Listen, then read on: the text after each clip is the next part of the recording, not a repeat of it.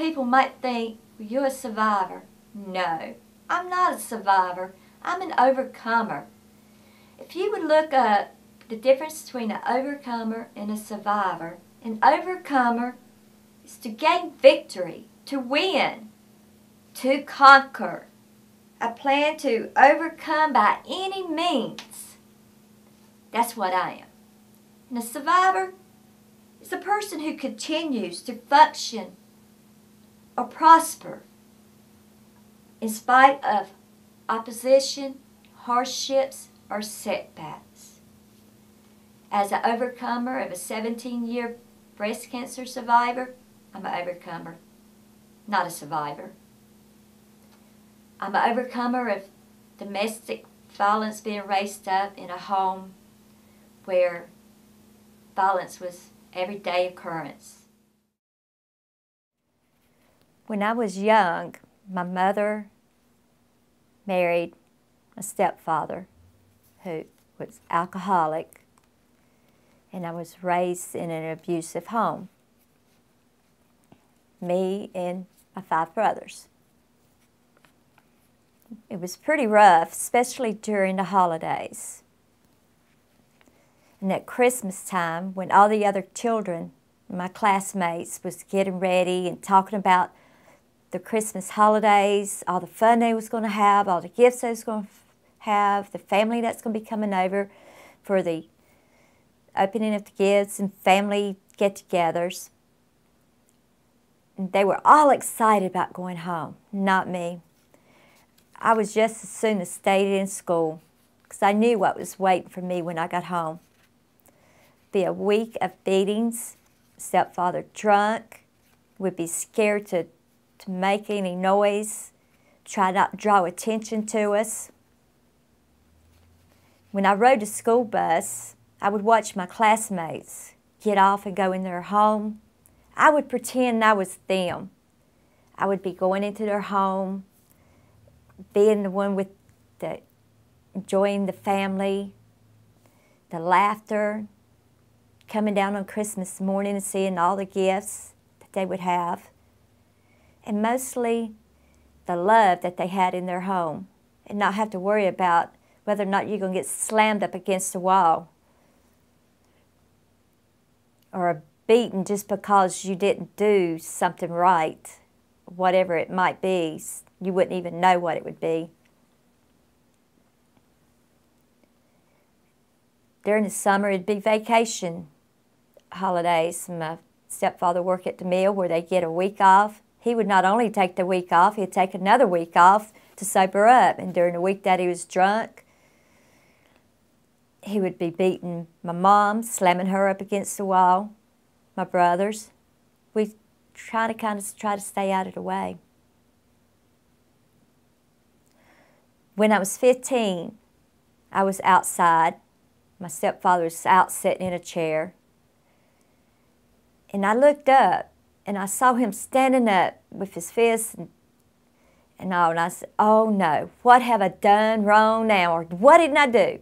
And I slowly walked up, and he was yelling, why, I told you to get me a beer. Why did you come when I told you to? I'm going to show you. For once in my life, I was the one to snap because I decided I wasn't going to take it anymore. No more beatings for me. So I took off running as fast as my skinny little legs could run. I ran in a house. Of all places, I went in a house. He come after me. And I ran around the table just as hard as I can go. And when he realized that he wasn't going to catch me, there was a knife, big old butcher knife, laying on the table. He picked up that knife, and when I seen him pick up that knife, I said, oh no, and he slung it at me. And when he did, I had ducked, and I could feel the hair on my head, top of my head. That knife barely went just over my head, and it stuck in the wall. If I hadn't a duck, it would have been in me. I flew out the door as hard as I could. And I stayed out. I felt like things was calm. It was a long while. So I went back in real quietly, opened up the door and walked in. The knife was still standing in. hanging in the wall, still stuck in the wall.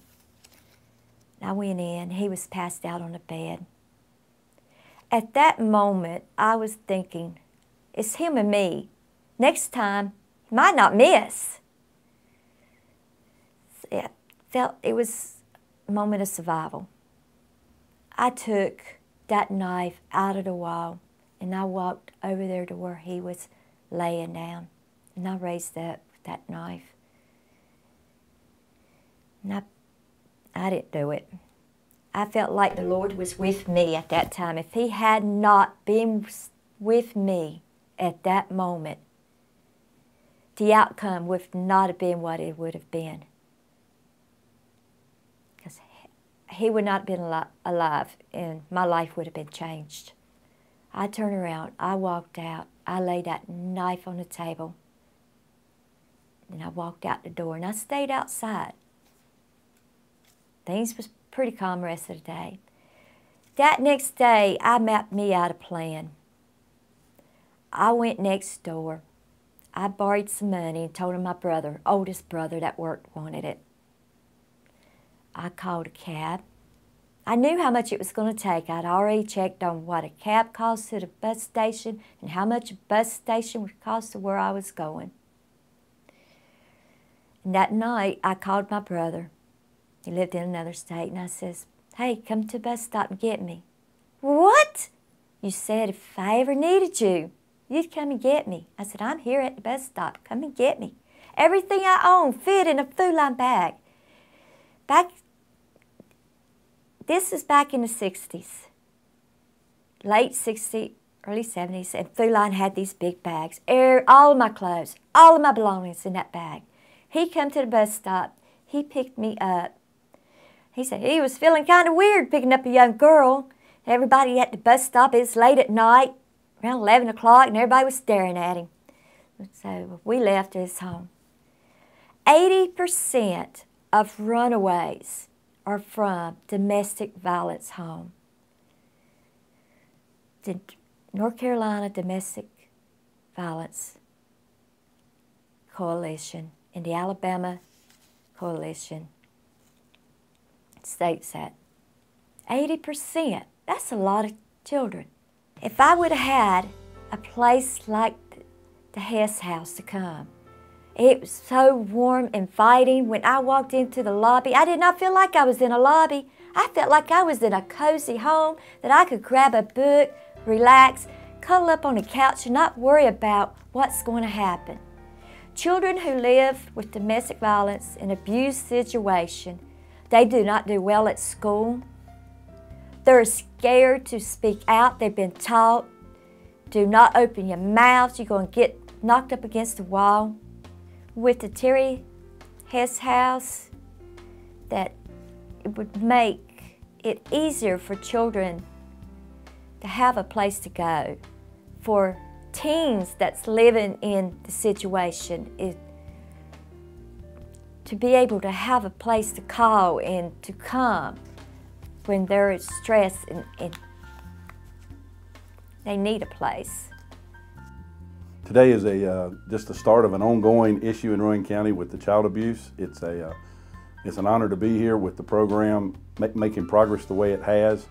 This issue is not going to go away, and it's good to see so many agencies working together. The old saying that it takes a village to raise a child is so true. When a child is abused, there's so many services that child needs, and by having the Child Advocacy Center and the Terrie Hess House, it's kind of one-stop shopping where we can accomplish many things and many needs for those children without bouncing them around and intervening in their lives any more than we have to, with the exception of providing that assistance they need. The number of children that we had in 2011, we saw 105 children. This year, we're already above the number as to what we saw last year at this time. So I'm sure it's going to be more. The problem is growing as the economy has been bad. It seems like the child abuse is more and more reported.